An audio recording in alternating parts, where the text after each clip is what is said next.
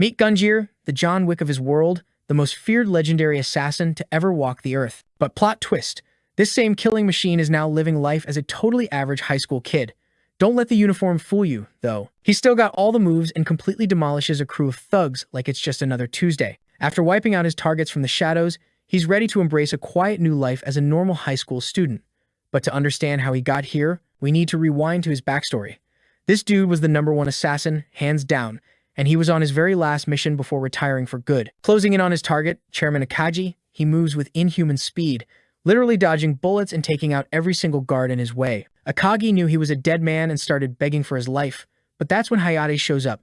Hayate, who's not only another assassin but also Toji's best friend, finishes the job for him. See, their organization had ordered the hit on Akagi, so, just like that, they take the chairman out and wrap up the mission. But right after it was done, Toji happened to see a photo of Akagi with his daughter on the dead man's phone. That was the last straw.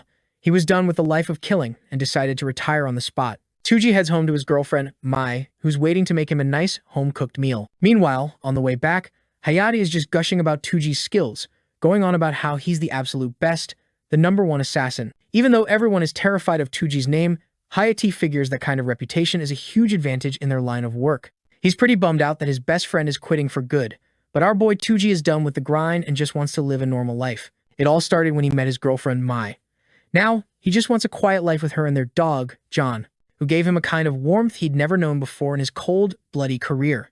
Hayate is skeptical, thinking it's not so easy for an assassin to just go straight, especially when ending lives is all he's ever known. But surprisingly, this stone-cold killer is also a total romantic who's planning to propose to his girlfriend soon. As he gets home, Toji is looking sharp, ready to embrace his new, normal life. He's as nervous as a high school kid on a first date, psyching himself up to see Mai. But then, the scent of blood hits him, and a terrible feeling washes over him. He wants to start this new life with Mai, but the second he bursts through the door, his world comes crashing down. Mai is lying in a pool of blood, and his dog is right there with her. Completely broken, he stumbles over to her, wondering how this could have possibly happened. Then, his instincts kick in. He senses Hayate right behind him and calls out his best friend's name. Hayate praises Toji, saying he always knew when he was being tailed. Turns out, the organization wasn't about to let a weapon like him enjoy a peaceful retirement, especially since he was no longer willing to help them with their agenda. Hayate explains that Mai was a liability, which is why he took her out of the picture to set Toji free. Then, with Toji at his absolute lowest, Hayate finishes him off too, all the while mourning the loss of the world's greatest assassin. In his final moments, Toji faces a harsh reality. A guy like him was never meant to have a happy ending or a normal life. And because he dared to dream, the woman he loved paid the ultimate price for the sins of a killer who reached for something he could never have. That is, until he starts hearing voices whispering in the darkness, calling out to him. The voices are strange, and just as he's figuring them out, he opens his eyes. Only this time, he's not Toji the assassin anymore, and he's definitely not bleeding out next to the love of his life. Panicked, the kid desperately tries to haul himself out of bed. His vision is a total blur until he catches a glimpse of his reflection in the mirror, only to see a completely different person staring back. In that instant, the once feared, most ruthless assassin of his generation is now just a young boy. A doctor informs Kaido Fujiwara that he's aced all his tests and his rehab over the past month has been a complete success. The doctor happily explains that the boy's so-called lost memories should return once he gets back to his normal life, essentially chalking it all up to amnesia. But that's only one version of the story, because for our Korean John Wick here, the very last thing he can recall is the devastating sight of his girlfriend, lying dead beside his cherished dog. The man known as Toji, the most lethal assassin trying to escape the shadows he'd lived in, was betrayed by Hayate, the one person he considered a friend. The next thing he knows, he's woken up in the body of a young boy, but his new life is a world away from the cold-blooded killer he used to be. He has way too much to figure out. For now, though, he's managed to piece a few things together during his hospital stay. Apparently, Kaido Fujiwara, the original owner of this body, was tragically hit and became another victim of the infamous truck Kun on his way to school. The kid suffered a severe brain injury that required immediate surgery, and after being in a coma for a whole month, he finally woke up. Except this time, it's not Kaido, it's Toji, who is now morbidly curious about how the surgery was actually performed. Unfortunately for him, he has absolutely no memory of what happened right after he was taken out. All he remembers is a voice stating that his brain was completely unharmed. Connecting the dots, our guy realizes his brain was essentially hijacked Kenjaku style. He's still confused about the specifics of what went down after his death, but a sudden rush of emotion completely overwhelms him. The same stone-cold assassin sheds tear after tear, grieving for his lost girlfriend, and the happy future that was stolen from them. In the following scene, Kaido gets discharged and meets his new parents. Kyoko, the boy's mother, just breaks down crying like any mother would, relieved to see her child home safe and sound. His father, Kaido Fujiwara, is, funny enough, a manga artist who is just as ecstatic about his son's speedy recovery. The boy's mother is still worried sick about Kaido's amnesia, while her husband tries to convince her that everything will sort itself out once he gets back into the swing of his normal life. Overjoyed, they turn to their son for a reaction. But unlike their elation, the only thing Toji feels is pure dread. He knows his life is now tied to Kaido's, but if someone from his past is involved in what happened to him, that means things are about to get messy. For the moment, however, he forces a cheerful smile, promising his new parents that he'll be perfectly fine.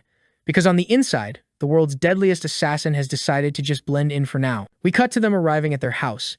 And this is where Kaido gets a real culture shock, realizing this kid was born with a silver spoon because the house is ridiculously huge. Turns out, his new dad isn't just any old manga artist. He's seriously successful. The man probably wrote Solo Leveling or something huge like that.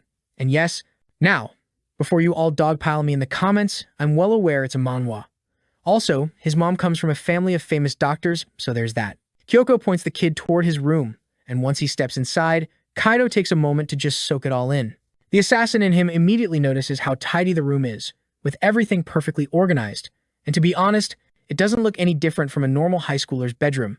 Thinking back to the kid's parents, he recalls how they were both worried, sick, and constantly checking up on him in the hospital.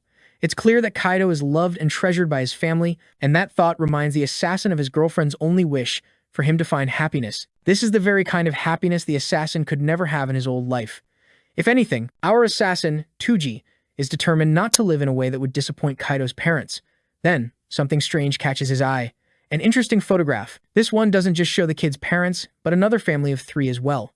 Based on how it looks, the assassin knows he needs to learn every single thing he can about this boy's history. The very next morning, a new visitor arrives. This girl rolls up in a ridiculously long limo just to see Kaido, completely ignoring that he was only discharged from the hospital yesterday. It looks like she's determined to see him, probably because they have a long history together. The kid's dad opens the door to find a beaming Yuzua smiling at him. She's super eager to check on her friend's condition and asks what he's up to. Just as his father is about to respond, Kaido peeks around the corner and realizes Yuzua is the same girl from the photo. Before anyone can say a word, the girl practically tackles him with a giant hug while showering him with concerns about his health. Kyoko is just happy to see them getting along like they always do. As for our protagonist, he's carefully observing everyone's reactions and quickly deduces that Yuzua must be his childhood friend. She's all excited and offers to give him a ride to school, but Kaido turns her down, realizing this girl's family is even richer than his own. Some guy named Taro tries to interject, but Yuzua just shoves him right back into the car, promising she'll take full responsibility for him. She then turns back to announce a party to celebrate Kaido's full recovery. Both of his parents are left completely stunned as they head back to work, while our duo heads off to school. Over at the school, a pack of thugs that look like they've seen better days are about to put their plan into action. Tetsu, their leader, plans on messing with Yuzua. Even though his buddies are terrified, they'll get in deep trouble for hurting the daughter of some big-shot tech mogul. Shooting them a harsh glare, Tetsu tells his clowns to stop acting like a bunch of cowards for nothing.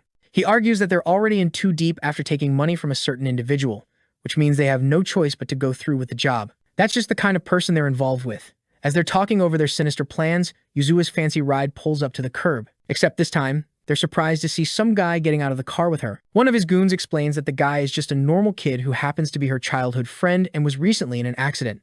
Upon hearing this, Tetsu is intrigued and starts to approach with a creepy smile. In the following scene, Yuzua and Kaido go their separate ways to their own classes.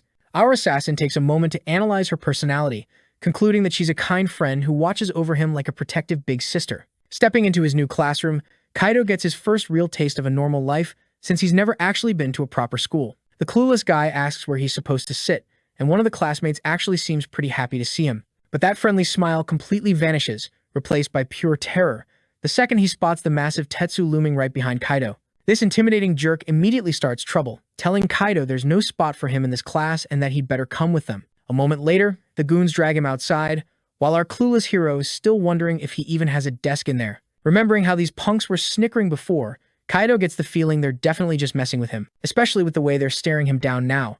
Getting ticked off, Kaido just demands to know where his seat is. Tetsu and his cronies are clearly getting a kick out of this as the head delinquent strolls up and gives our innocent-looking guy an ultimatum. If Kaido gets down on his knees and begs, they'll be generous enough to let him off with just a couple of punches. Apparently, this dude's got a major chip on his shoulder because Yuzuwa is into Kaido instead of him. Tetsu even warns the kid that if he ever dares to so much as look in her direction, he's going to make them both disappear. The irony is, he's saying all this to someone who's basically John Wick in a school uniform. Kaido takes a moment to process what's happening, disappointed to learn that these punks are for real, and he feels bad. Not for himself, but for this new batch of victims who are about to get absolutely wrecked. The former assassin really didn't want to rough anyone up in this new life. He was trying to keep his nose clean. As one final warning, he calmly tells Tetsu that if he just takes back what he said, they can all walk away from this. But of course, that comment sends the grimy blonde punk into a rage, like he just had some bad Taco Bell. Seething with anger, this guy charges forward, throwing a punch meant to end it all. But our glorious king just calmly analyzes the punch's trajectory, deeming him a complete amateur for throwing such a lousy punch and exposing 1 million weak spots.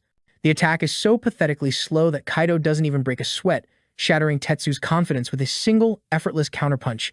Realizing this situation requires a more definitive solution, he lands a picture-perfect palm strike to Tetsu's chin before ragdolling him with a judo slam, all while thinking how laughably tame this world is compared to the hell he came from. A little while later, Yuzuwa comes running up, probably thinking he needs to be rescued, only to find him just chilling, basically soaking up XP from the sunlight. Turns out, he wasn't in danger. He times the danger. Yuzuwa is completely stunned, wondering if this is even the same Kaido she's known her whole life. Bewildered, Yuzuwa asks if he's the one who laid out all these guys. At first, our guy hesitates but then cooks up an excuse about getting dragged into a pointless fight. Apparently, Yuzuwa had already heard the rumors, too, which is exactly why she bolted to the rooftop to see if he was okay. She wants to believe that a sweet-looking guy like Kaido couldn't possibly be involved in such a brutal beatdown. But then, she spots a tiny speck of blood on his collar and immediately assumes he must be hurt. Kaido tries to tell her he's totally fine, but Yuzuwa is just a mess of anxiety and snaps at him for making her worry so much. Then, her frustration quickly melts into sadness. She just couldn't stomach the thought of him getting hurt. The assassin is completely baffled but apologizes anyway. They decide to head back to class for the time being, but as they're walking away, Kaido overhears the blonde punk he just thrashed muttering to himself. The guy is beyond mad and is already plotting his revenge. The scene then cuts to that late-night party Yuzu had planned earlier. His parents have brought out the champagne and a spread of the most mouth-watering food on the table. I mean, who in the world did they hire to cook all this? Gordon Ramsay. While his parents are laughing and enjoying the moment, Kaido can't help but see an image of his beloved girlfriend, Mai, flash in his mind. She used to smile at him just like that, telling him to hurry up and eat. Hearing her voice in his memory, this guy switches from a killing machine to an eating machine. Even their dog is practically begging for a taste. He remembers a night just like this, when his past self, Toji, was with his girlfriend, wondering if this was what a happy family moment was supposed to feel like. That same emotion rushes back to his current self, as he finally gets to experience a normal life. Anyway, it looks like Yuzuwa is running late to her own party, even though it was her idea to begin with. Kaido's father explains that Yuzuwa has been going through some tough stuff recently, though she never shows it and always keeps a brave face. All of a sudden, a terrible feeling starts to creep into Kaido's chest, almost like his instincts were screaming a warning at him. Curious, he checks his phone only to see his childhood friend calling. He answers, asking if she's alright, only to hear the voice of that same punk from earlier. The punk is glad he caught on so quickly and tells Kaido to come to a specific location based on coordinates he's sending. And if Kaido decides not to show, they're going to make sure Yuzuwa faces the consequences. By the way, that same girl and her driver are being held captive, so he's definitely not bluffing. Yuzuwa's voice screams from the background, pleading with him not to come. But our boy has heard everything he needs to and knows they're going to make her pay if he doesn't act fast. So, he asks for the address, and the delinquent is more than happy to give it to him. The call ends right after, and Kaido plays it cool, acting like he was just on the phone with some other friend. He tells his parents he has to run a quick errand, promising them that he'll be right back. The scene cuts to a dark, abandoned factory where nearly a dozen armed thugs are waiting to give him a beatdown. But that's not all. The organization's leader has also shown up, while his bodyguard is casually getting a workout in behind him. The boss is ticked off that Tatsuya even bothered to call him, slamming a can right in his face for it. He's trying to keep a low profile, and being summoned here suddenly puts him at huge risk. Anyway, the scumbag reveals that he captured Yuzuwa to carry out an order from the organization. Apparently, they need to squeeze some secret information out of her concerning her inheritance, but so far she hasn't cracked, just keeps insisting that she knows nothing. That's actually the main reason Tatsuya bothered to call her best friend, the same kid who's always hovering around her, figuring that if they threaten to mess him up, she'll finally spill the beans. This way, he'll have completed his mission, and as his reward, Tatsuya will officially claim his spot in the organization. The leader seems to be just fine with that. but he lays out the consequences for the blonde if he screws up. And let me tell you, Inukami, the resident muscle head, isn't the type for idle threats. This guy's job description is basically just to end people, which he proves by hurling a dumbbell so ridiculously fast it blasts straight through a concrete wall. Just being in the same room as Inukami is enough to terrify the blonde, who knows that if he messes this up, he's next on the chopping block. Meanwhile, Yuzuwa unleashes a defiant roar, digging herself into an even deeper hole by taunting her captors as her poor assistant desperately tries to de-escalate. Of course, this just results in Tetsuya giving him a brutal beatdown, pinning the guy to the ground with his boot, furious that anyone would dare interfere. He orders his goons to drag the assistant away, turning all his attention back to Yuzuwa. He promises her that if she doesn't start talking, her childhood friend is as good as dead. But even then, the terrified girl insists she has absolutely no clue what he's on about. Completely fed up, Tetsuya demands they bring Kaido to him immediately. Their current lineup includes 40 armed thugs and a former wrestling giant who literally unalived a guy in the ring. With that kind of firepower, there's just no way the kid can win. The blonde is absolutely convinced Kaido won't even make it past Inukami, and eventually, Yuzuwa will crack and spill everything. But now, let's cut back to our hero, who's finally arrived at the factory. And waiting outside is a welcoming committee of goons just begging to be his next punching bags. He strolls right past them without a hint of fear, just as one of the thugs realizes he's the guy they're supposed to stop. But it's way too late for that, as our guy effortlessly takes them apart with a single, disabling chop to the neck, dropping them cold in a split second. With the first 3 down, the rest of the mob foolishly rushes in. But it's basically judgment day for them as the high schooler wipes the floor with the lot, even stuffing one dude headfirst into a trash can. With a look that could kill, Kaido warns the remaining thugs to stay out of his sight if they value their limbs. And you better believe, he means it. Anyway, back inside with Tetsuya. His boss is getting a little antsy that their target is a no-show. He's even starting to wonder if the kid got scared and bailed. I mean, he's just a teenager. But our blonde friend knows better. The thing he faced on that rooftop was no kid, it was a monster. He tries to explain this to his boss, Suo, insisting that this opponent is on a whole different level. And speak of the devil, just then, they hear their own men outside chanting Fujiwara's name in a panic. Yuzuwa looks on in shock, while the cowardly blonde is practically shaking in his boots. Suddenly, the door flies open and a body gets tossed through it like a crumpled-up piece of paper, landing in a heap right at Tetsuya's feet. The muscle-bound maniac just grins, eager to meet his match. Meanwhile, our seemingly ordinary hero reminds Tetsuya about his earlier warning, explaining that he's seriously struggling to hold back enough to not accidentally end these guys for good. Mr. Suo is completely stunned, trying to process how a single kid managed to wipe out 20 of his armed thugs all by himself. Casually straightening his tie to max out his intimidation factor, Kaido demands to see his friend. Yuzuwa's voice echoes through the factory as she screams his name, worried he came all this way for her. Her cry acts like a beacon, telling him she's exactly 30 meters straight ahead. He's relieved to hear she's all right and immediately scans the area, pinpointing every enemy ready to jump him. In what couldn't have been more than 53 seconds, the guy becomes a blur of motion, speed blitzing everyone in the room, leaving the boss in total awe of his god-tier skills as he drops every last goon. Even Tetsuya is left groveling on the floor like a coward, realizing they'd messed around and were about to find out the hard way. The chilling fear of death washes over the guy as our hero grabs Tatsuya, balling up a fist and promising to put him through a world of hurt.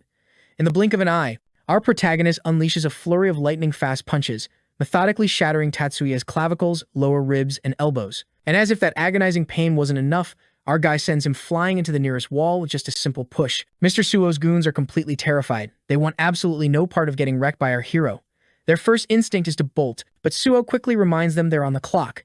It's dawning on Suo just how out of their league they really are. This target isn't some helpless kid. He's an absolute monster. Meanwhile, Yuzuwa, still blindfolded, has missed the entire beatdown. He approaches her, gently assuring her that everything's going to be okay. But just as he's about to untie her, a behemoth of a man swings a massive fist right at him, and Yuzuwa screams in terror as it looks like a direct hit. For a split second, Suo thinks they might actually have a shot at winning, all thanks to the former pro wrestler's beastly build. But tough luck for him, because when the dust clears, it's obvious the punch was completely blocked. In fact, Kaido not only stopped it but has already launched a counter kick, stopping the giant in his tracks. The crazed wrestler just shakes it off and readies another attack, but that's also effortlessly redirected by Kaido, who follows up by hammering a devastating punch right into his face. The blow is so brutal it shatters the man's nose. But even with a busted face, the wrestler arrogantly thinks Kaido's strength isn't enough to take him down.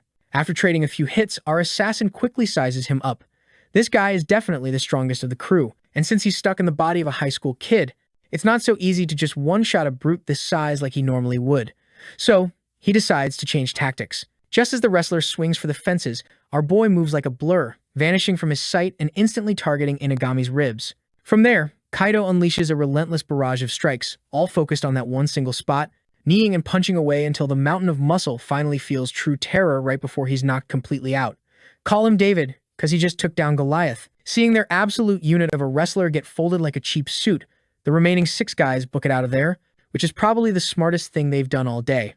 Now, normally, Kaido wouldn't just let them run, but right now, Yuzua is his top priority.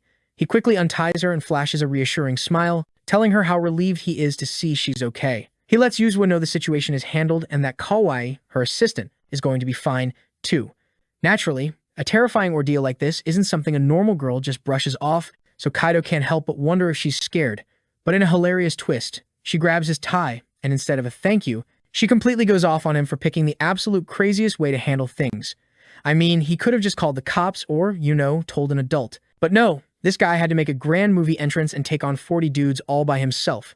Still, Yuzua admits she's grateful he went to such lengths to protect her, but it tears her up inside every time he throws himself into danger like this. Her reaction is a stark reminder of Marai, who was always begging Toji to come home safe, constantly terrified that one day he wouldn't. Kaido lays it all on the line, promising his friend that he's never going to make her worry like that ever again.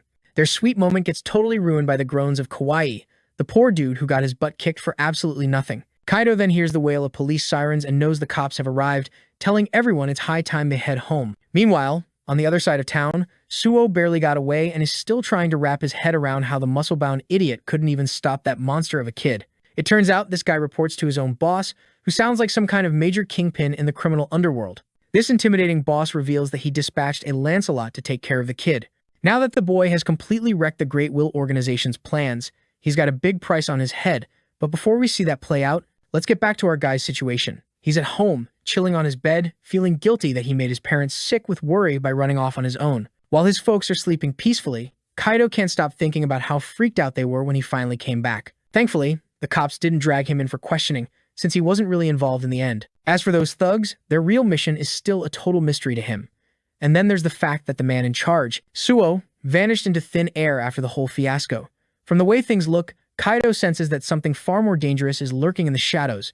While he's out for a jog, he makes a silent vow that he won't let anyone he cares about get hurt ever again.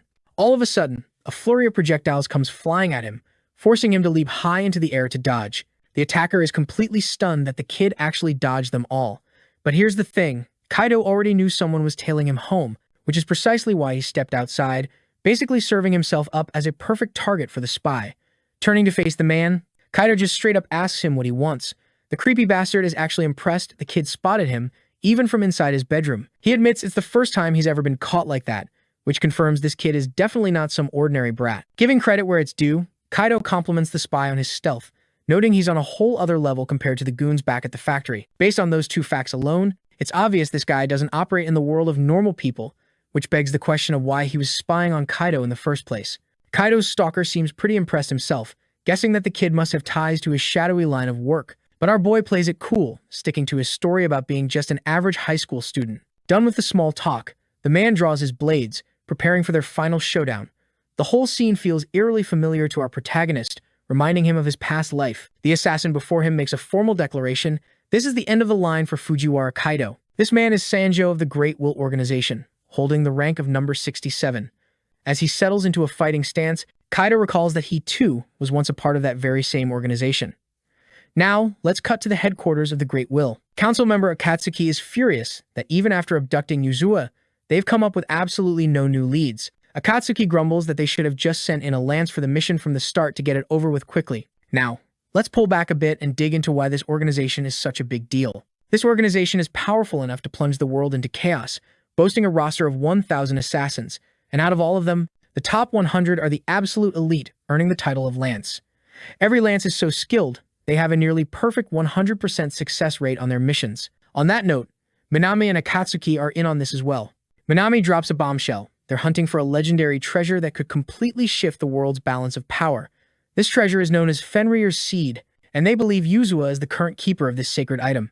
The catch is, they don't have a shred of evidence to back this up. Yoshima then reveals he's already dispatched Sanju to handle the situation. This news sends shockwaves through the room, because to deploy a lance, you need direct permission from Odin himself. But here's the kicker. Yoshima already got the green light. For starters, they're convinced Yuzua's bodyguard is a total pushover, so there's no way he could be a problem, which leads them to conclude there's something bigger going on here than they initially thought. He considers these unknown enemies a major threat and wants the lances to take them off the board for good. This brings us right to the fight, where Kaido realizes he's facing someone from his old organization. The fighting stance Sanju takes is flawless and nearly impossible to read, a clear sign of his elite status as a lance. This instantly confirms our boy's worst fears, that the organization has been pulling the strings behind all of Yuzua's problems. This isn't just some simple squabble over an inheritance, it's something much, much bigger. Sanju sizes up the kid's posture and immediately notes that he's no ordinary high schooler. The kid shows no fear and looks completely at home with a weapon aimed at him. Sensing a real threat, Kaido marks him as a serious danger to Yuzua and lunges forward to take him down. The expert assassin effortlessly dodges the first few strikes, thinking to himself that this kid is unbelievably fast and precisely targeting his vital points. From this exchange, it's obvious that Kaido is a top-tier assassin in his own right, but Sanju is no slouch either. The man nearly puts a blade right through his face, forcing our boy to back off and keep his distance. From just that brief clash, Kaido has already picked up on his opponent's specialized combat style. Sanju is the type of fighter who uses his reach to control the battle. The assassin, clearly impressed with the kid's abilities, decides to switch to offense and leaps high into the air. The tables turn in an instant. He initially goes for a butterfly slash, but the assassin seamlessly shifts into a different stance, trying to overwhelm our boy with his versatility. Sanju is actually thrilled to see his opponent dodging every move like a seasoned pro. Meanwhile, it's dawning on our boy that he's seriously outmatched in terms of raw strength and speed. There's only one way to beat a guy like this. He has to use his surroundings. As the elite lance presses his relentless assault, he thinks he's finally created the perfect opening to land a decisive blow. But to his utter shock, just as he goes for the final strike, Kaido smoothly slips out of his jacket and counters with a precise swing aimed right at his neck. Incredibly, the lance manages to dodge it in the nick of time and retaliates with a slash of his own. The blade connects, cutting into Kaido. As blood drips to the ground, the reality of the situation hits him hard. He's up against a truly powerful lance. He's forced to confront the limitations of his current, weaker body, while the lance, on the other hand, is genuinely impressed by the kid's clever trap. He points out that Kaido's flawless movements prove he's a total pro in a fight. The only thing missing, though, is any real killing intent. His only order was to take out a high school student, but now he gets why a top-tier agent like a lance was sent for this. Sanju spills the beans, saying Kaido is a threat to the organization's plans for Yuzua, and that's exactly why he needs to be eliminated immediately. Thanks to Sanju's little monologue, Kaido is now 100% sure the organization is behind all of this. He decides it's time to switch up his fighting style. The assassin flips on his combat mode, striking a ridiculously cool pose. He's not holding back anymore, promising to unleash a true taste of his killing intent. Sanju lunges forward with his absolutely insane dragon dance form, which is basically hundreds of blade strikes flying right at our boy. The lance is just a mindless whirlwind of steel now, easily shredding a tree to splinters. Meanwhile, Kaido manages to find a safe spot to take cover. Realizing he's up against someone way beyond a normal assassin, that crazy tornado of blades just slices right through his cover, unleashing a geyser of water. After taking another cut, Kaido realizes he's not just fighting a lance, but an S-class user to boot. His relentless slashes are so unbelievably hard to handle that even our boy can't escape getting clipped. Sanju completely loses it and accuses the high schooler of being a killer himself, asking if it's okay for Yuzua to become collateral damage. And yeah, that's where this guy majorly messed up, because that one line triggers Kaido's traumatic flashbacks. Only this time, his girlfriend's face is replaced by his friend's. Completely enraged, he lunges forward to take the assassin head-on, smashing the blade right out of his grip, snatching it mid-air, and then in a flash, delivering a deep cut right across his shoulder. It all happens so fast that even an expert, Lance, can't process what just happened. All he can think is, what kind of monster is this kid? Our boy refuses to go through the same guilt and suffering he endured last time, which is why he vows to protect Yuzua with his life. The Lance thinks it's pointless to fight fate, claiming he's going to die by the will of a god. Dude's got a sliced up shoulder and he still wants to throw down. But his endless slashes are useless now, because Kaido is expertly matching him blow for blow like a seasoned pro. Calling the high schooler a coward, Sanju leaves himself wide open during an attack. Kaido instantly gets behind him, reminding him of his place by painfully slashing his thigh and mocking the pro assassin for being all talk. Brought to his knees, Sanju can only wonder how this kid suddenly got so fast. He tries the same tactic as before, attempting to overwhelm our boy. It's a complete disaster for him, as Kaido leaves a flurry of cuts all over his left arm, telling him it's pointless now that he's read all his moves. For his next attack, Kaido explodes with incredible speed, basically turning into a human Beyblade and carving a path straight to Sanju's body. With a murderous glare, he declares the end for the Lance, who's still trying to figure out how anyone could master such swift knife work and godlike speed. The way he fights reminds him of the fury of Gunjir, the #1 assassin in their entire organization. Cal viciously tears into the guy, leaving him to bleed out in a heap. The fight's over in a flash, and Sanju finally gets it. He was completely outmatched from the start. Gasping for air, the Lance is shaking with pure terror, realizing he can't even lift a finger because the tendons in his arms have been completely sliced through. But our boy shows a little mercy, leaving him at least one good leg to hobble away on. As for everything else, Kaido coldly informs him that his career as a Lance is over, and he'll never take another life again. With zero remorse, Kaido points out that this way, the assassin loses the one thing that defines him. It's a punishment far crueler than death, since guys like him have no place in the normal world. But before walking away, Kaido has a couple of questions for the broken man, promising to take his other leg if he doesn't start talking. First up, he demands to know who sent him and why they're so fixated on the girl. But Sanju just laughs like a maniac, spitting out that no amount of pain or even death will make him talk, because he's sworn an oath to his one and only God, and he would never betray his master's will. That word, God, confirms Kaido's suspicions, but just then, sirens start wailing in the distance. Sanju's sloppy work has drawn the attention of the cops. In that split second of distraction, the assassin uses his one good leg to make a break for it, telling Kaido he'd better scram too if he doesn't want to get pinched. As he disappears, Sanju leaves him with a parting shot. Do you really think you can be a normal high school kid? That question hits a nerve, sending Kaido flashing back to all the times people told him he could never live a normal life, not after a lifetime as a stone-cold killer. And right now, standing there covered in someone else's blood, the doubt creeps in.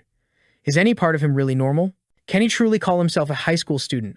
That's a question for another time, as we cut to headquarters, where Yoshima is getting the latest on Sanju.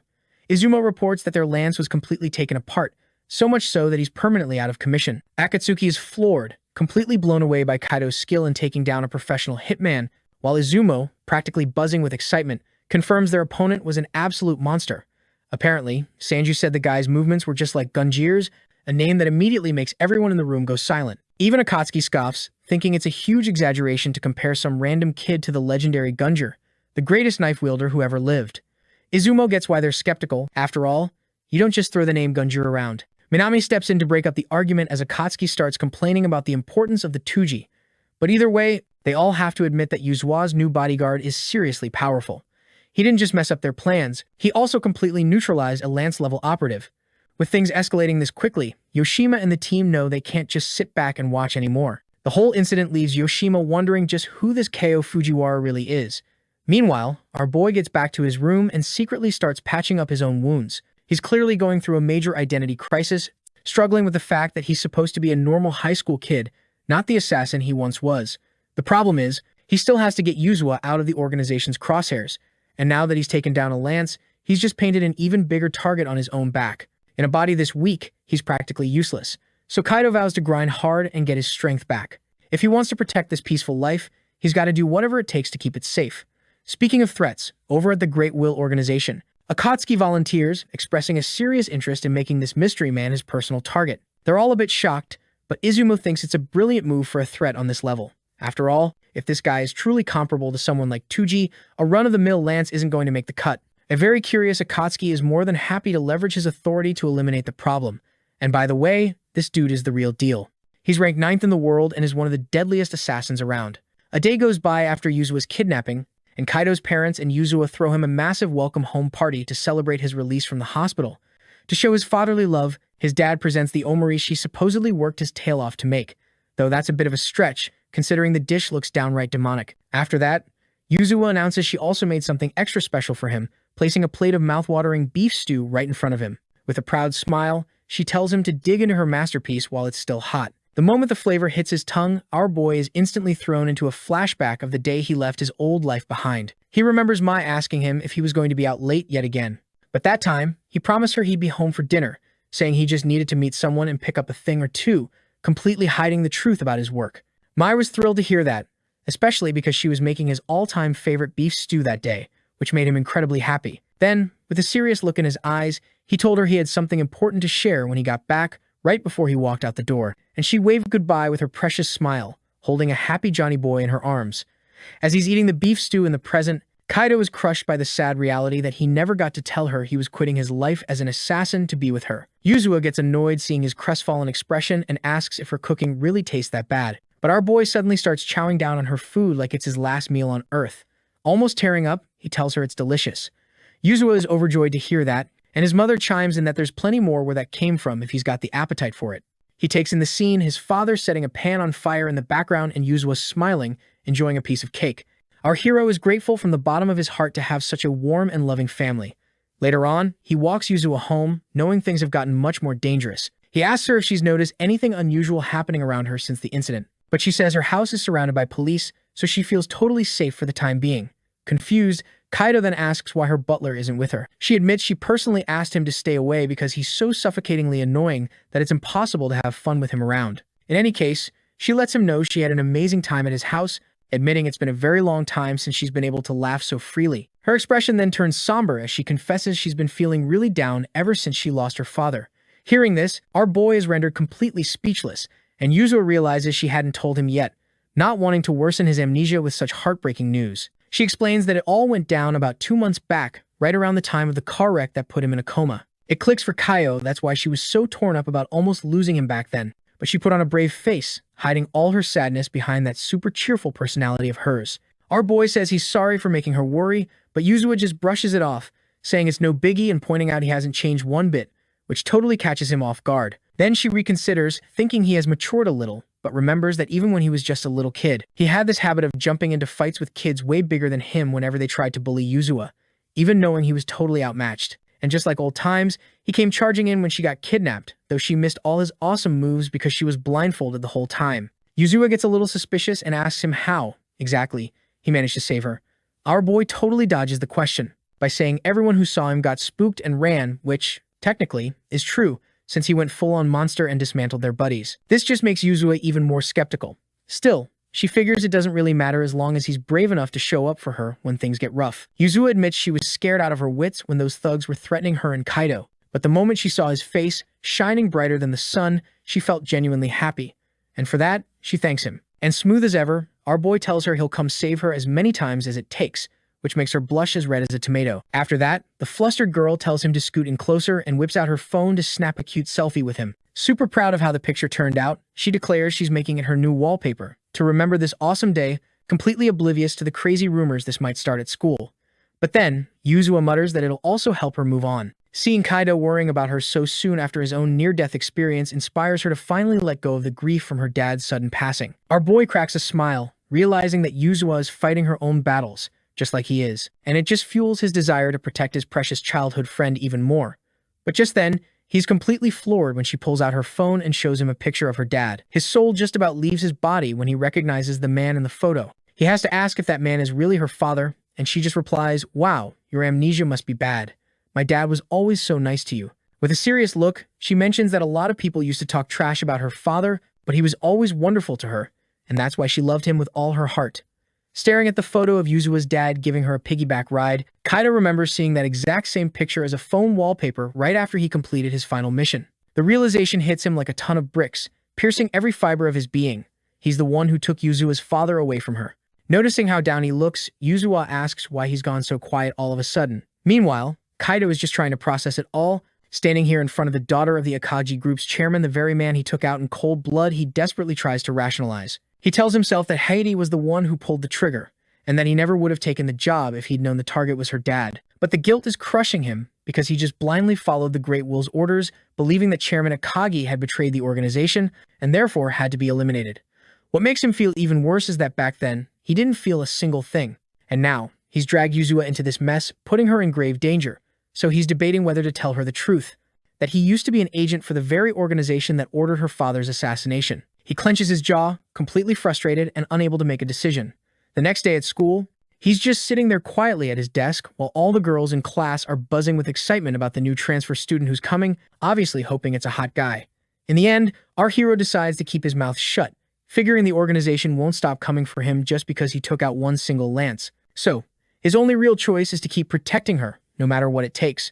Right on cue, the teacher announces that the new transfer student is here, and when the boy asks for permission to enter, our hero's blood runs cold as he instantly recognizes that voice, staring in disbelief at the pink-haired, cheerful-looking kid, wondering what in the world one of the divine spears could possibly be doing at his school. Remembering the last psycho they sent after him, he's positive the Great Will sent this one as a direct response to him interfering with Yuzua's kidnapping. Suddenly, the new kid turns to our hero, piercing his very soul with a cold, unblinking stare, basically screaming who his real target is. There's no doubt about it, this pink-haired punk is Akatsuki, one of the organization's 12 divine spears, named Bident. A little while later during gym class, the crowd is going wild for their new transfer student as he casually sinks yet another basket. The girls are totally head over heels for the pink-haired boy, while his own teammate is floored that he can jump so high for his size. Makoto just plays it off, saying it was a great pass, and gets his team hyped to score another one, while the other team gets annoyed that the new kid is already so popular with the ladies. Meanwhile, Kaido isn't letting his guard down for a second. He thinks it's weird that the Lance hasn't made a move yet and is trying to figure out what the hell he's planning. You see, the Lances are an elite group of the top 100 assassins, and each one is assigned a number. And out of that group, the top 12 are known as the Legendary Spears, commanded by their supreme leader, Odin. Every single one of these insanely overpowered assassins has extraordinary abilities that could rival 1,000 men. When it comes to taking people out, these guys can easily steamroll the army of an entire nation. These elite warriors are only ever sent out on the most critical missions, which leads Kaido to the terrifying conclusion that they must be dead set on targeting Yuzua. Kaido looks down, pained, as the memories of his last mission flash through his mind, and he figures the assassins have to be after the secret treasure that the chairman supposedly stole from them. It keeps eating away at him. If Akatsuki decides to make a move here at school, can he really protect everyone, including his childhood friend, while he's stuck in this high schooler's body? A bit later, everyone's back in the classroom, but the students won't stop fangirling over Makoto, begging him to join them for karaoke. He's an instant hit with the ladies, and they start crushing on him even harder, once he casually mentions that he played a little basketball back in the United States. Meanwhile, our hero watches the whole scene from a distance, realizing Akatsuki won't make his move today, and makes a mental note to stay on high alert tomorrow. Right at that moment, Yuzua calls out to him, asking if he's free to hang out with her after school. Our guy immediately shuts her down without even hearing her out, insisting she should just head straight home for the day.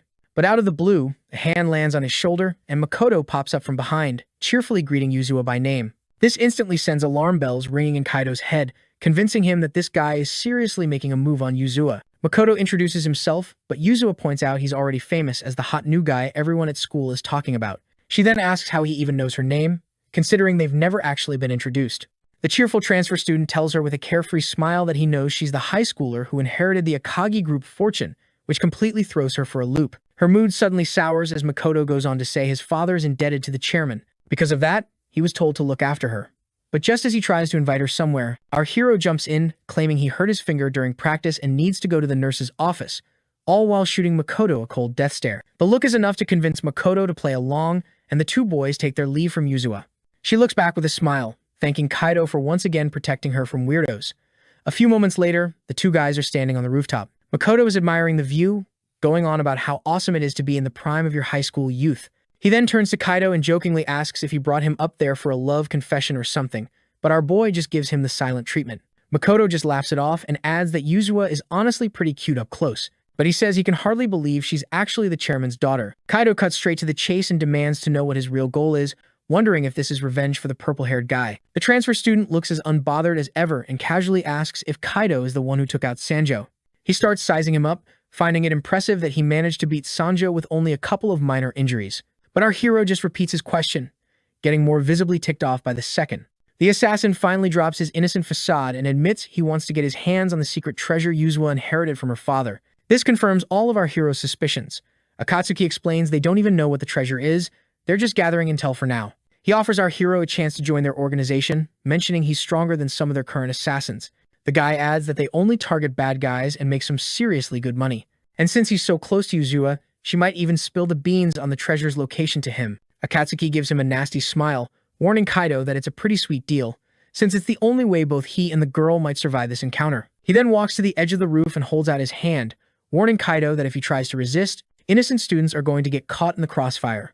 Our hero refuses to let that threat slide and immediately dashes toward the assassin, unleashing a barrage of lightning-fast attacks. Makoto manages to dodge every single one with ease, complimenting Kaido that his swift moves could rival a professional's. Just then, our hero manages to grab his arm, revealing that he knew the assassin was planning to use some kind of explosive device. That tiny cube is his signature assassination tool, which he uses to combine explosives and martial arts, a technique infamous within the organization as his go-to method for completely obliterating his targets. Hearing his own code name spoken aloud completely blindsides the assassin, who leaps back, shouting that Kaido knows far too much for any ordinary person. Makoto then reveals 6 more bombs in his hands, flashing a crazed grin as he announces it's time to up the ante. With a look of pure determination in his eyes, he bolts across the rooftop, scrambling to intercept the bombs.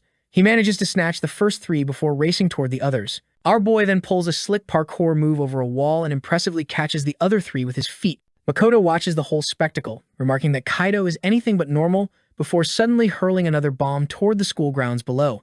Kaido makes a desperate dive for it, all while the assassin taunts him that he can't possibly protect the entire student body. Our hero can't quite reach the cube in time as it plummets toward the field, and the psycho behind him casually snaps his fingers, detonating it. Kaido throws an arm up to shield his face from the explosion as the students below are thrown into a panic by the sudden blast and start scrambling to get away from the area.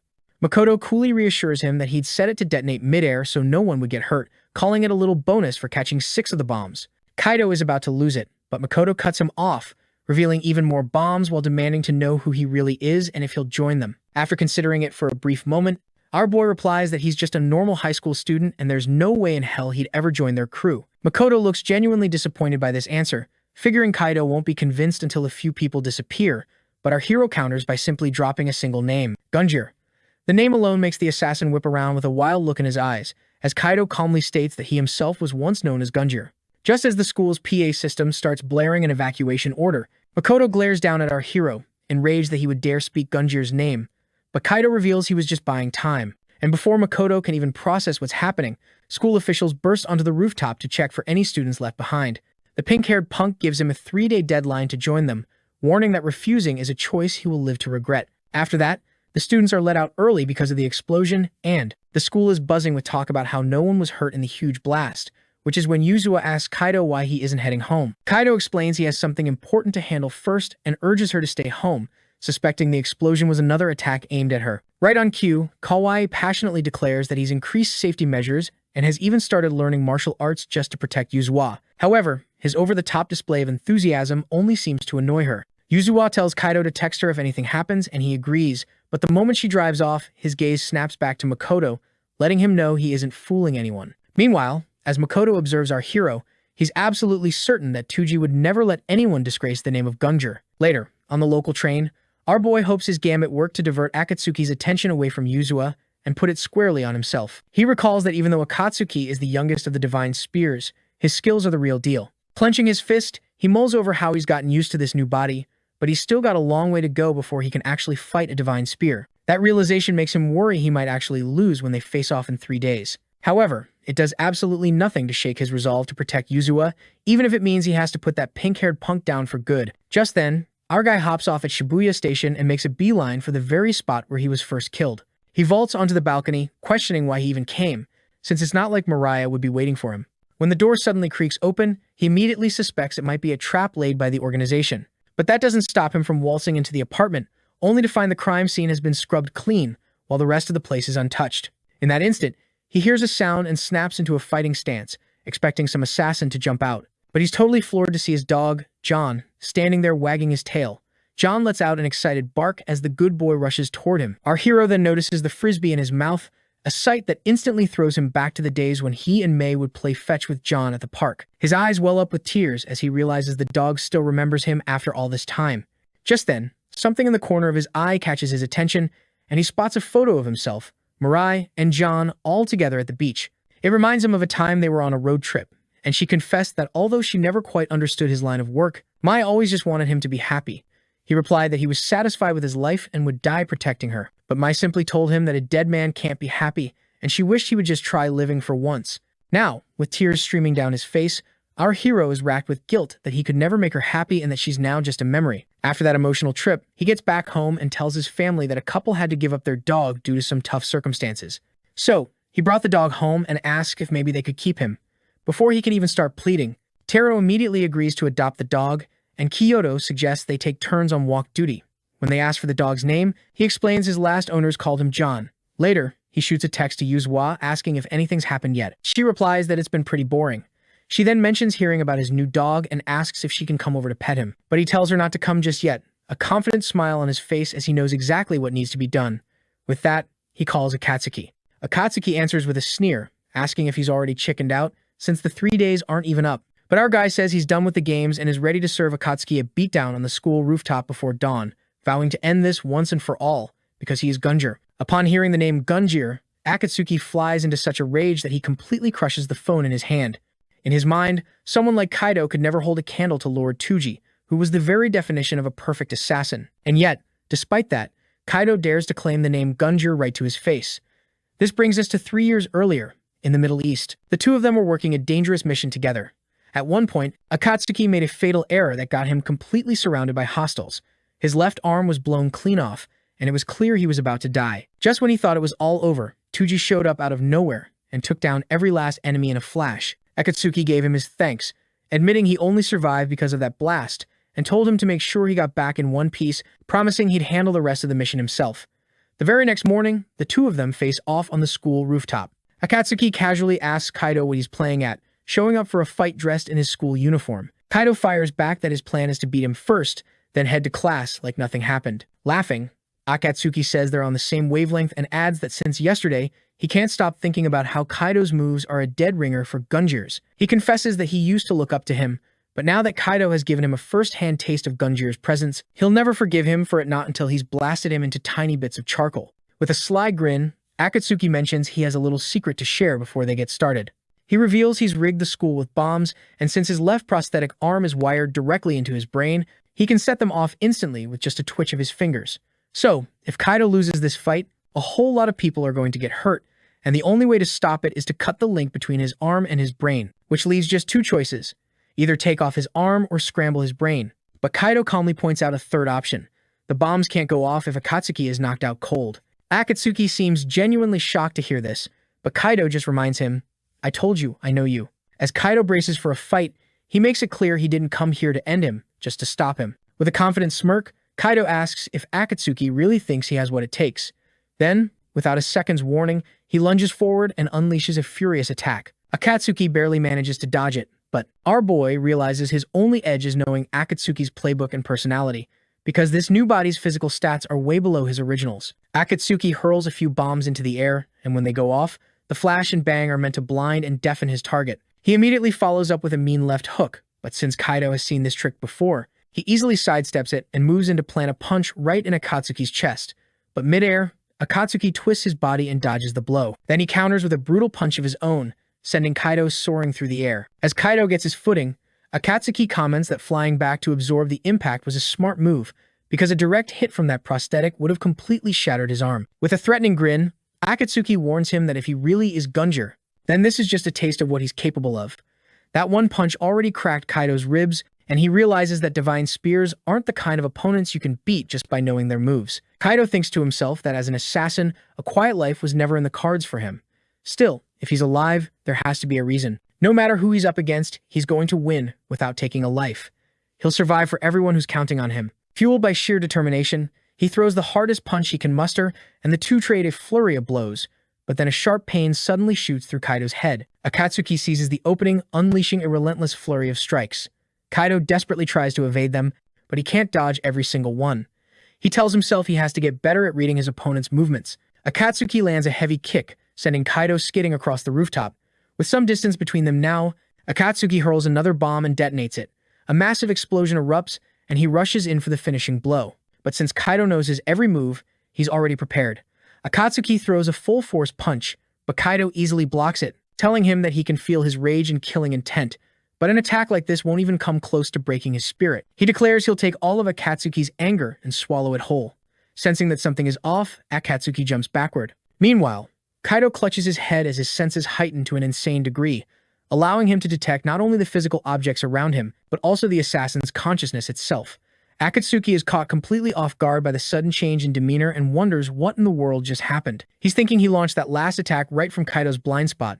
So how the hell did some school kid manage to block it? Almost as if he knew exactly where it was going to land. He pulls out a few more of the bomb cubes, remarking that things are starting to get a lot more interesting. He leans in with a serious look on his face and says he doesn't know what Kaido is thinking, but he promises to smash through his defenses with the very next move. Our boy takes a defensive stance, realizing Akatsuki is coming at him again. The pink-haired assassin drops one bomb behind him, using the resulting blast to propel the other bomb cube straight at Kaido at top speed. A massive explosion erupts, but our boy manages to dodge it by becoming Jinwoo and stepping aside at the very last second, causing the explosive cube to detonate right behind him instead. Akatsuki admits it was impressive that he managed to dodge his special attack, but he figures if our hero could be taken out that easily, there would have been no point in sending an elite operative like him. But our boy just gives him the silent treatment, ready for whatever the pink-haired kid throws at him next. Back at the house, John is jolted awake by the explosion, and so is Kaido's mother, who's wondering where that sound came from. She guesses it might just be fireworks. Meanwhile, back on the rooftop, the two are still clashing with everything they've got. Keeping his fists up in a guard, Kaido thinks that even though it's impossible to see Akatsuki's hands, he can still predict every move because he knows all of his opponent's patterns. Akatsuki tenses up, getting ready to launch his next attack, but our boy expertly predicts that he's about to throw 4 bombs set to detonate 2 meters in front of him. Just as the assassin is about to trigger them, Kaido kicks all of them in different directions to spread them out, covering the entire rooftop in a series of powerful explosions. Kaido manages to stay on his feet, shielding his face from the intense heat of the blasts. But then he predicts the assassin's next move and dodges an incoming punch from the left. Our hero fires back with a few sharp jabs of his own, which forces Akatsuki to go on the defensive, as he starts to realize something is definitely not right. He's wondering what the hell is going on, since he can't seem to land a single hit. The assassin figures Kaido's senses should be completely fried by now from all those explosions, not to mention the blistering heat making it a struggle just to breathe. But something about the look in our boy's eyes gives Akatsuki the chills, like Kaido can see his every move. It sends a jolt through him, triggering a flashback to his beloved Gunjir. He remembers Kaido claiming to be Gunjir, which just makes him snap, screaming at our hero to stop messing with his head. He demands to know if this high school kid is really his Toji, and if so, why in the hell did he show up now? Meanwhile, Kaido is on his last legs, gasping for air, but he still forces himself to keep his guard up. He knows that even if he can predict the assassin's moves, the guy is just too fast, and this untrained body won't hold out for much longer. He leaps onto the ledge, making a firm decision, no more running.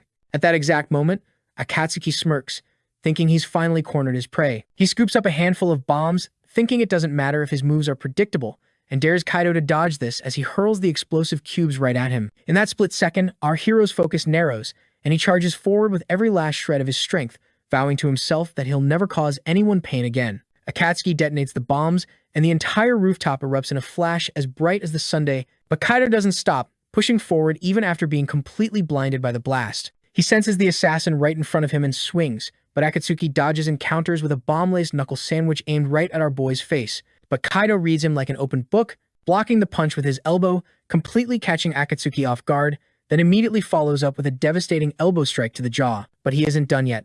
He screams Akatsuki's name and slams a savage punch into his midsection, then finishes the combo with a powerful kick to the gut. The impact shatters the assassin's metal arm and sends him flying right off the edge of the roof. He blacks out as his body plummets toward the hard, unforgiving concrete below. The scene cuts to a flashback, where younger Akatsuki pleads with Gunjir to forget about him and save himself. But our hero refuses, saying he won't let a single one of his friends die. Gunjir admits that this kind of thinking isn't exactly assassin material, but that's precisely why he chose this path.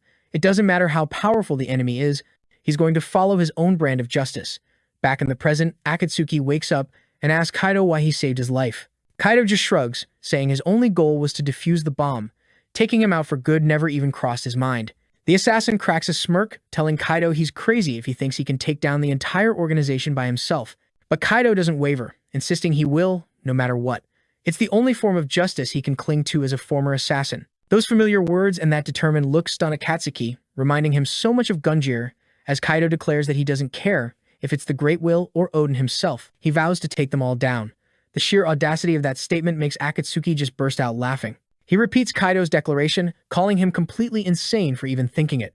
Then, to Kaido's shock, the assassin says he believes him that he really is Toji, no cap. The assassin smiles, saying that only a total madman like Toji would ever say something so ridiculously over the top. As our hero just stares, completely stunned, the pink-haired dude cuts right to the chase, asking why he's standing there looking like a twig when he should be 6 feet under. Kaido admits that, yeah, he was pretty sure he'd kicked the bucket back then too, but when he came to, he was somehow inside Kaido's body. Tapping his temple, he explains that for now, his mind is all that's left of the real Toji. This revelation makes Akatsuki jolt upright in pure shock.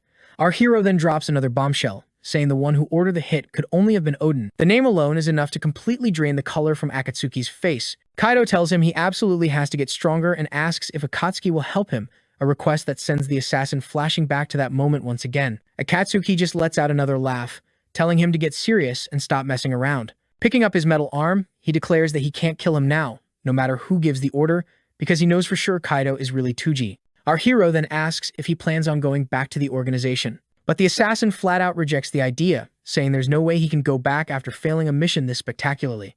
He then asks our hero what his plan is now, and Akatsuki's demeanor suddenly turns serious. He says he'll figure out his next move after he's had some time to investigate, admitting he still can't believe Odin would ever want Toji dead. He tells our hero he should get out of there too, since the cops are definitely on their way, and jokes that school will probably be shut down for a good long while. As our hero watches him leave, he starts to call out, but then suddenly crumples to the ground. He's left wondering what the hell is going on as his consciousness begins to fade.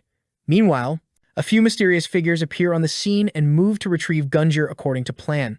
At the same time, a voice starts calling out to our hero, urging him to wake up.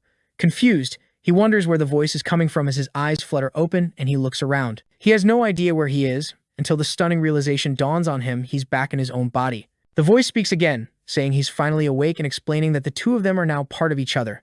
Then, the real Kaido slowly floats toward him. Toji's eyes go wide with shock. Kaido calls out his name, telling him to use his new power to protect Yuzua. But Toji can't accept it, shouting for the boy and desperately reaching out. And just like that, he jolts awake, drenched in a cold sweat, only to be greeted by a friendly dog's face. Still disoriented, he looks around, wondering where on earth he is now. Meanwhile, downstairs, Kaido's parents are glued to the news, which is reporting on another explosion at the high school. They're both incredibly worried about the bombing, and Kyoto asks if they should take Kaido to the hospital after reading his text saying he came home early and went to bed because he felt dizzy. His father, however, thinks she might be overreacting and says Kaido's probably just wiped out from everything that's been going on lately, reassuring her that their son will be perfectly fine after a good rest. Upstairs, Kaido is staring at the ceiling, thinking about how his head still feels foggy and realizing he's been asleep for a solid 12 hours. He remembers feeling dizzy up on the rooftop, and the next thing he knew, he was waking up in his own room with all his wounds mysteriously treated. He also remembers that he finally managed to convince Akatsuki that he was really Toji. Still, he wonders if the power he showed in this weak body was really enough to convince him. That incredible sensation from before felt almost like Akatsuki's own emotions were pouring right into him. Without that power-up, he's pretty sure he would have been a goner. He's still left wondering just what in the world happened to his body. Just then, his phone starts buzzing. Seeing it's Yuzua, he snatches it up and practically shouts, asking if she's okay. This totally catches her off guard. She immediately turns it back on him, wanting to know why he ghosted all her messages since this morning. He apologizes, explaining that he was out cold until just now, and says he's just relieved she's safe. That's when she drops the bomb about the explosion at school that blew the roof clean off, and how classes are canceled for a whole week. He plays dumb, acting like it's the first he's heard of it, but she knows something's fishy and asks Ko if he's mixed up in this mess again. Her question makes him break out in a cold sweat. She starts laying into him, saying he's always getting into trouble, and even asks if he wasn't sick, but actually got hurt in the school explosion. Kaido sits up, thinking to himself that this girl is as sharp as a tack. He flips the script back on her, asking if she was in any danger, and then tells her not to worry anymore, because he's made up his mind. No matter what happens, he's going to protect her. Yuzua's face turns beet red as she demands to know what's gotten into him, telling him not to distract her with all that cool hero talk. She keeps rambling on, but downstairs, Kaido's mom answers the doorbell only to find no one there, just a package sitting on the doorstep. A moment later, there's a knock on Kaido's door. It's his mom, asking if he's awake and telling him a package just came for him, which she just leaves for him out in the hallway. Ko thinks it's sketchy, since he didn't order anything. His mom tells him to come down for dinner if he's feeling up to it, while Yuzua, noticing the time, finally says goodbye. Kaido grabs the box, feeling its weight in his hand, sensing no traps. But when he tears it open, his eyes go wide with shock. Inside is his original assassin knife, along with a card. He's left wondering who on earth could have sent this to his house. As he picks up the card, he finds a set of coordinates and knows, no matter what, he has to meet the person who sent it. Our hero makes his way through Shinjuku, following the coordinates from the note, and notices that even though he's close to the station, the number of people on the street suddenly drops off. This gets him thinking that the sender might be hiding out in a place just like this, and he starts to wonder if it could be the person who transplanted his brain. He theorizes that it has to be Kaido. Eventually, he reaches an apartment complex and gets an immediate vibe that this would be the perfect hideout. He steps inside the lobby, but it's completely deserted, so he presses on. He finally finds an entrance leading to a lower level, and his gut screams that it's a trap set by whoever sent the knife. Reaching the basement parking garage, he pushes the door open and cautiously walks inside, wondering why he was summoned here, when suddenly he barely twists out of the way of a sneak attack. He spots an arrow whiz past him and sees the crossbow wielder step out of the shadows, along with a female accomplice. The woman remarks that dodging the arrow was no fluke, since the real Gunjir could dodge bullets in his sleep. She then adds that his new brain seems to be working just fine. Our hero, not recognizing either of them, asks if they're the ones who summoned him. But the crossbow guy scoffs, saying he isn't worthy of answers, and loads another bolt. He fires, declaring that our hero has to prove himself by defeating them first. Our boy dodges it just in the nick of time, only to catch a glimpse of a pair of glowing eyes staring them down from the darkness behind them. The girl throws an elbow, but he smoothly glides out of range at the last second, causing her to slam right into the pillar.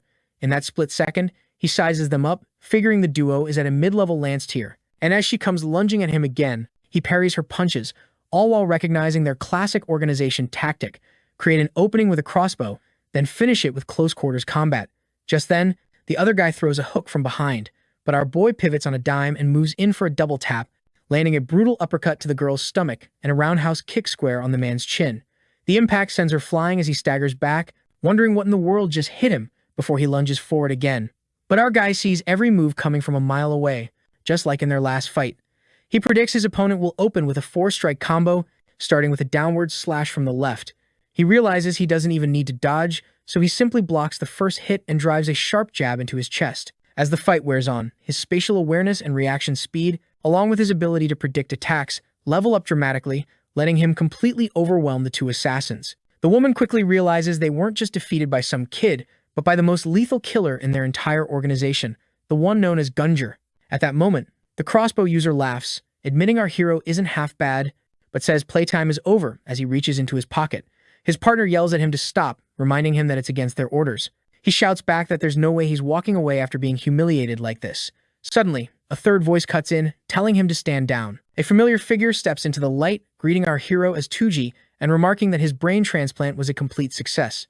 Our guy instantly recognizes him as the organization's doctor, Kiyosuke Kuji, and accuses him of being the mastermind behind the whole brain transplant operation. But the doctor just calmly tells him to take it easy, explaining that while he was the one who lured him there, he wasn't the surgeon who actually performed the operation. He adds that he has also left the Great Will organization and promises to tell him everything that went down on the day he died. Completely baffled, our hero turns to Kuji and demands to know who he really is now. Kuji vows to explain everything, revealing that there was an order to kill Kaido, and the one who executed it was none other than his own partner, Hayate. Just hearing that name makes our hero's expression twist into pure rage. Kuji continues, saying the order was top secret, known only to a select few, and he was one of them. He claims he's the one who leaked the intel that allowed Kaido's brain to be recovered before the organization could spirit it away. Hearing this, our hero asks if this means Kuji betrayed the organization, and then demands to know what the deal is with the other two. Kuji explains that they are members of Argos, a special unit operating directly under the Japanese government's command. The sole mission of this unit is to completely annihilate the Great Will organization. He adds they're better known simply as Argos, and they are the very people who transplanted Toji's brain into Kaido's body. At this bombshell, Toji gets visibly ticked off learning his brain was handled by the Japanese government, but Raul just comments that it was his job as a public servant, while Reika, playing the diplomat, says it's a pleasure to meet him, before explaining that the government considers the Great Will organization its #1 threat. Raul jumps in, adding that the only reason they preserved Toji's brain was because they were desperate for his help. Meanwhile, Toji is struggling to wrap his head around this massive info dump. Kuji tells him they were monitoring his brain transplant from the get-go and were frankly relieved they didn't have to take him out. But given the circumstances back then, his demise seemed unavoidable. Hearing that, our boy asks if they knew he was targeted for assassination, then they must have known Mariah was in the line of fire too. He unleashes a death glare so sharp it makes Reika flinch. Raul quickly tries to backtrack, insisting they knew nothing about it and weren't even on the scene at the time. As his head starts to pound, our boy grabs it and asks if this bizarre power to sense killing intent is just another side effect of the brain transplant. But before anyone can even get a word out, he suddenly drops to the ground unconscious, leaving everyone frozen and clueless about what to do next. While the others are panicking, Kuji seems more fascinated by the mysterious ability he just brought up. Meanwhile, back at the Great Will organization, Hashima asks Izumi if Akatsuki has checked in. He simply replies that it's been complete radio silence. In fact, Akatsuki has cut off every single line of communication. Izumi admits Akatsuki was always a wild card, but he knows the 12 divine spears are allowed to do pretty much whatever they want as long as they don't defy Odin. Hashima then asks if he actually thinks it's possible for one of the 12 divine spears to be defeated, but he just scoffs at the question, saying it's not every day he hears a joke from him. He comments that unless they're fighting the ghost of Gungnir, he can't imagine Akatsuki losing to anyone. Hashima agrees that Gungnir's strength was absolutely monstrous, but he reminds him the man is long gone and his body was disposed of ages ago. Even so, Izumi mentions there are whispers that Argos might have uncovered something related to all that. Both men agree that if there's really a mole among them, they've got to act fast before the whole situation blows up in their faces. Fueled by rage, Hashima declares they have to eliminate Argos first before they even think about the seat of Fenrir, and Izumi firmly agrees. At that exact moment, our boy finds himself back in the mind realm, a place he instantly recognizes from before. Kaido materializes in front of him, explaining that this is the space where their minds have merged into one. At that moment, Toji confirms he finally understands Kaido's identity and asks if this strange dimension is his power. Kaido tells him he'll be able to use it to its fullest potential, but only if he learns to trust his own instincts. Toji wakes up, and the situation feels eerily familiar to what happened after his brawl with Akatsuki, where he also collapsed from headaches, only to awaken with Kaido's consciousness there. Sitting nearby, Kuji starts to fill him in. He tells him they're currently in one of his private hideouts, which connects right to the parking garage from earlier. He then explains that it has been exactly 1 hour and 50 minutes from when Toji collapsed to when he finally woke up. He also mentions he ran a few tests on Toji's brain while he was out cold, confirming that his neural connections were perfectly fine. The issue, however, is that his brain activity is operating way outside the normal range, and it skyrockets even higher whenever he's in a fight. Kuji believes this intense brain activity is most likely the source of the killing intent. Toji keeps sensing. He admits that getting an expert's opinion would be the best course of action, but for now, he can say with absolute certainty that this condition is extremely dangerous. Kuji warns him that this overload has already knocked him into a coma for hours on end, and if it keeps going on like this for too long, the strain on his brain will eventually kill him. Our hero gets to his feet slowly, gripping his knife and aiming it right at Kuji. He coldly reminds the man that he never answered his question from before. He demands to know if Kuji let Mai get taken away just so he could recruit him. Kuji, keeping his voice perfectly calm, replies that he knew nothing about it, so there's no point in taking that anger out on him. Kuji then asks if he would have preferred to die right alongside her. Before the tension can break, Raoul suddenly kicks the door wide open, his voice cutting through the air as he tells our boy to put the knife away. With a dead serious look on his face, he starts taunting Kuji, saying that the Great Will Organization is a dangerous group bent on destroying the world, and now they've got one of its crazy former members sitting here trying to lecture them. Kuji cuts in, explaining that Argos believes there are 2 keys to taking down the organization. The first one is Gungnir, while the second is a sacred treasure called the Seed of Fenrir, something they are sworn to protect at all costs.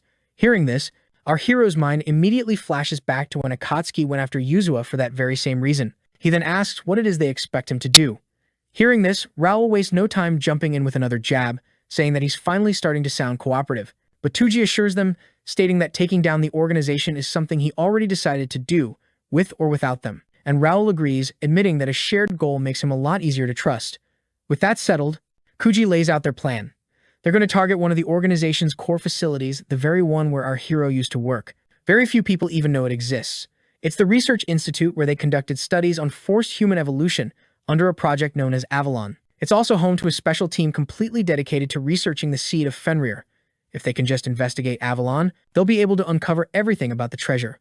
Our hero realizes this might also lead him to the truth behind why Yuzua is being targeted. He then tells Kuji to lay out the full details of the operation. When the day of the mission finally arrives, an aircraft soars high above an undisclosed location. Kuji stands beside him, explaining that if he manages to steal and destroy the research data, it will deal a massive blow to the organization. The operation is about to begin, and as he readies himself, the clock ticks down. There are only 5 minutes left before the infiltration begins. With 3 minutes left until the chopper reaches the target zone, Raoul glances over at Toji and asks if he's feeling scared. Toji calmly replies that he feels the same way Raoul does. In his mind, though, he's quietly thinking that the moment he's been waiting for is finally here. Back in the operations room, right before the attack kicks off, Kuji is laying out the final details of the mission. He explains that the research facility is divided into 2 main sections. The facility is split into 2 parts, an above-ground complex with 20 floors and a massive underground section. This place used to be a training ground for assassins, but now its main focus is on research, specifically creating genetically engineered mutant assassins. Hearing this, Reika remarks that it's basically a factory for turning regular people into monsters. Kuji continues the briefing, explaining that their primary target is on the 3rd floor of the underground complex, where the most valuable data is kept. This data includes critical information about the seat of Fenrir. Raoul then lays out the mission objective: retrieve the data, and if the opportunity arises, destroy the entire facility. To pull this off, they'll split into two teams. One will create a diversion to draw the attention of the security forces, while the other team slips inside. Even though Avalon is a top-secret facility, its defenses aren't quite up to the standard of a full-blown military base. Still, getting inside will be tough since they're going in blind with no idea of the internal layout. Toji immediately volunteers to handle the infiltration himself, but Raoul just gives him a sly look. He says that was the plan all along, hinting that he knows exactly why Toji has been kept around for so long. With a smirk, Raoul says Toji's life is finally going to be useful for world peace and adds that he'll be going in with him, which means they're stuck working together. With only 90 seconds left on the clock, Raoul and Reika start barking out their final orders. Raoul orders everyone to hold their positions, while Reika tells the team that 10 people are going with her to the rooftop and another 10 will hit the main gate. She explains that their job is to make a loud, flashy entrance to keep the security team busy. This will give Toji and Raoul the opening they need to slip in during the chaos. Our hero confidently tells her they won't mess it up. Raoul then tells him they'll be making their entrance from the south side.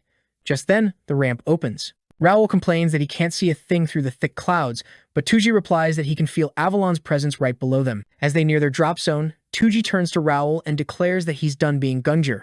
From now on, he is Kaido Fujiwara. And with that, the operation kicks off as everyone leaps from the plane. Our hero plummets through the air, and Raoul yells at him for going way too fast.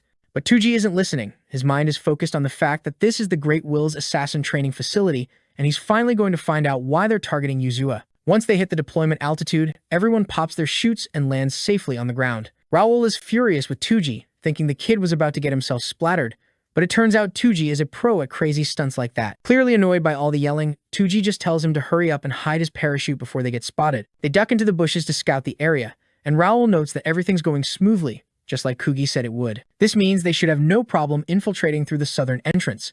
He tells Toji he's going to open the shutter, when suddenly a massive explosion rocks the rooftop above. Reika radios in, confirming it's part of the plan. Both diversion squads have engaged.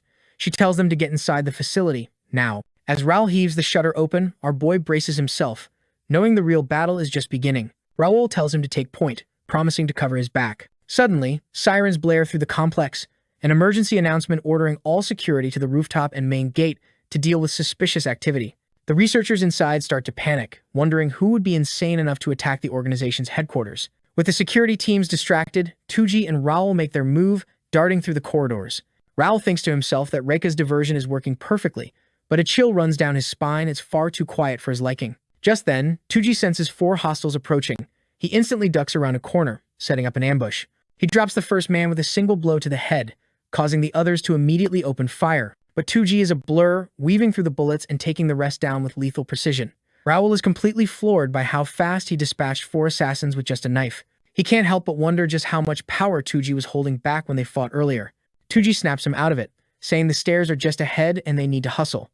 Unbeknownst to them, their every move is being watched on a monitor. A man named Izumo dryly notes that for a 2-man team, they're surprisingly effective, having just shredded their enhanced assassins with ease. Beside him, a creature called Omega licks his lips, saying the intruders look like a fun toy, and asks Izumo if he can have his freedom if he eliminates them both. A wicked smile plays on Izumo's